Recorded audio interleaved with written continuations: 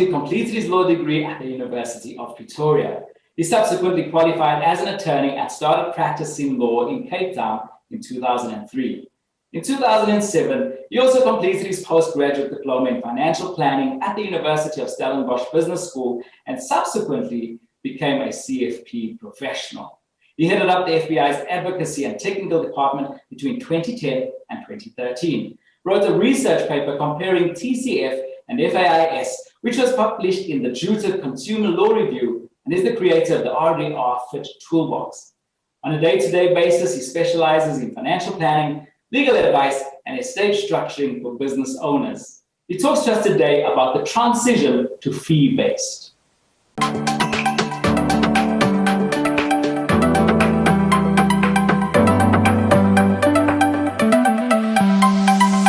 Hi, my name is Alma Lubowski, and I'm passionate about financial inclusion and economic liberation. And I really believe that CFP professionals have a massive role to play in that. Remember, you have a skill that people desperately want and need, but they don't trust the traditional package that you come in.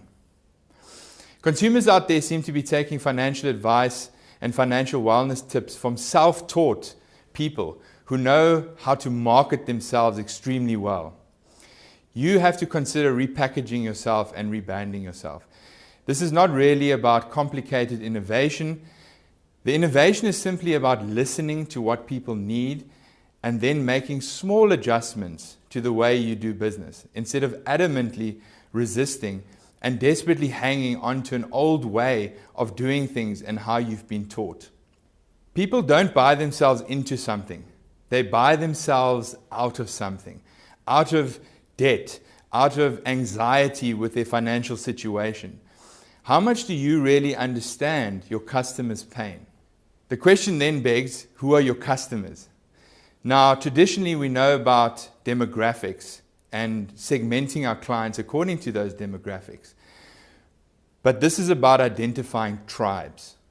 Tribes arise when a group identify with each other based on a common collective behaviors, values, passions, and even hobbies. People identify by who they are, not by what they are anymore, especially these days. Personality, values, passions, and as I mentioned, even hobbies, things they love to do. So this is the part where you might want to take some notes, because this is the tribe's business model, as I'd like to call it. Firstly, you have to identify and define your tribe or even tribes. There might be more than one. Then you have to practice immersive empathy. What do they really want? So I said before that you need to listen to your customer's pain, but you need to do a little bit more than that, I believe. You need to be quite authentic about who you are and your own story. And therefore you need to also, for your company, have an authentic brand truth. What is utterly authentic and true about your brand and company? Then fourthly, you need to deposit value. What authentic contribution can you make to their need? Then fifthly, express by telling your story. People buy on emotions and then justify with logic. Create a spectrum of value and then turn your audience into a client. You have to flaunt your own values, lead by example, and in this way, you lead the tribe. People want to buy from brands and companies that share their values and beliefs. These are also known as cultural networks. And recruiting from your cultural networks is your infinite growth opportunity for your business. So in order for you to charge a fee, the client needs to perceive value in what you do. And therefore you need to input value, as I explained, before you can extract it for your business. You have to ask yourself, what should I be doing to input value into the tribe, community, or cultural network that I want to lead and service in my business? The question then is about technology. I believe that technology in itself is not the disruptor. Not being customer-centric is the biggest threat to any business. Being customer-centric is to know your customer and what they really want. Remember, I said you need to listen and practice immersive empathy.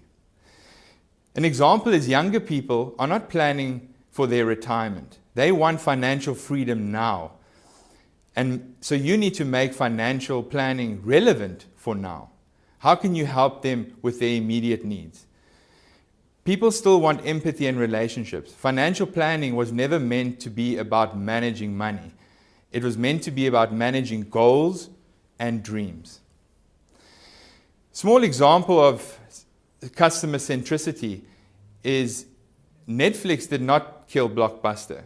Ridiculous late fees did. Uber did not kill the taxi business. Limited access and fare control did. Apple did not kill the music industry. Being forced to buy full-length albums did. Amazon did not kill retailers. Poor customer service and experience did. Airbnb isn't killing the hotel industry. Limited availability and pricing options are. Winston Churchill once said, "Success is walking from failure to failure with no loss of enthusiasm." I personally have a string of failures behind me, but I'm determined to keep playing a part in more people taking control of their financial well-being with the help of qualified financial planners for more financial inclusion and economic liberation.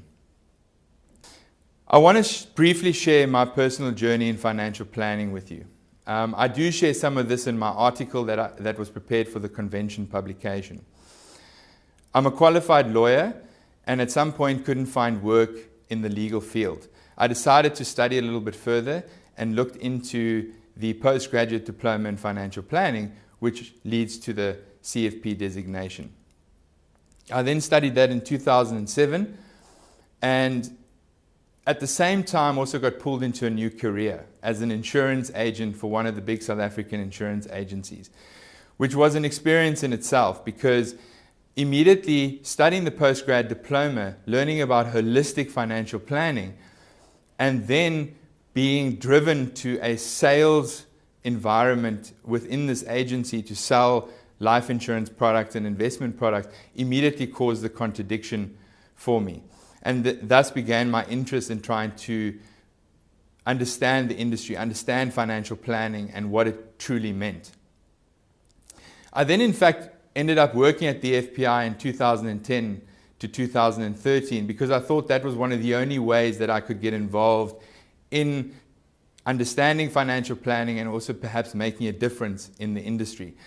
Little did I know that at the time of working there, there was a huge volunteer community that assisted in us driving change within the FPI. It was a time of TCF and RDR concepts that you would know, abbreviations I probably don't need to explain. And FPI gained a seat at the table discussing these with the regulators and policymakers. And so my interest grew in trying to understand better financial planning, understanding charging fees, which is what I initially wanted to talk about a little bit in this presentation, but then changed to really an approach that you need to use, and therefore I talked about the tribes model previously with you. And leaving the FPI, I wanted to actually practically implement some of these theories that we had looked at in terms of treating customers fairly and the whole debate around how to charge fees in financial planning. And that was a lot of learning. And I must be honest, even though I've done webinars for the FPI on fee models that you can apply, I really haven't found the answer. And I think that's one of the things I wanted to share with you today is that I've tried different models. I've looked at different options with regards to charging fees. And I don't think there's a right answer. But I do believe you need to understand your customer. You need to understand who they are.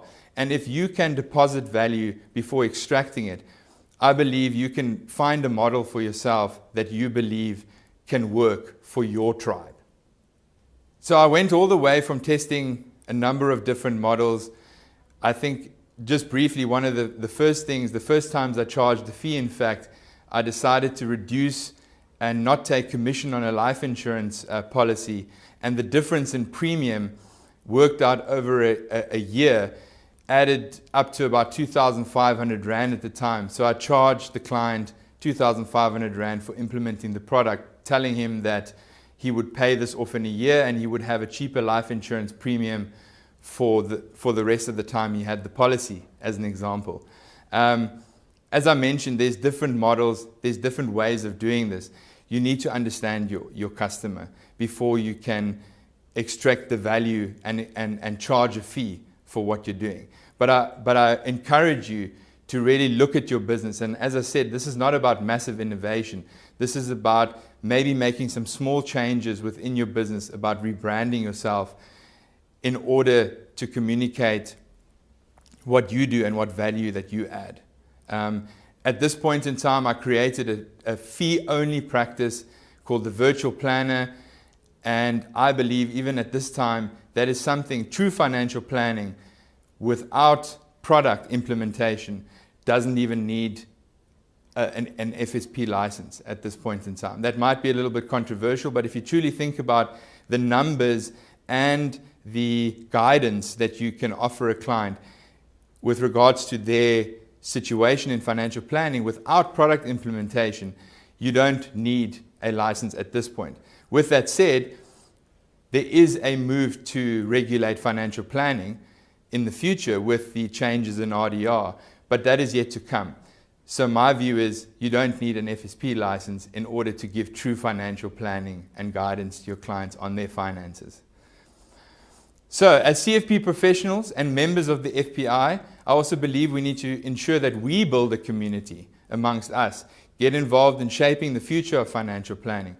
By doing that, we future-proof our businesses by having a community that assists and supports each other, because I don't think anybody can do this alone. So from my perspective, I'm very open to taking calls and approaches from everyone so that I can share a bit more about my journey if you would like to hear about it, and thereby supporting you in perhaps changing your business for the future.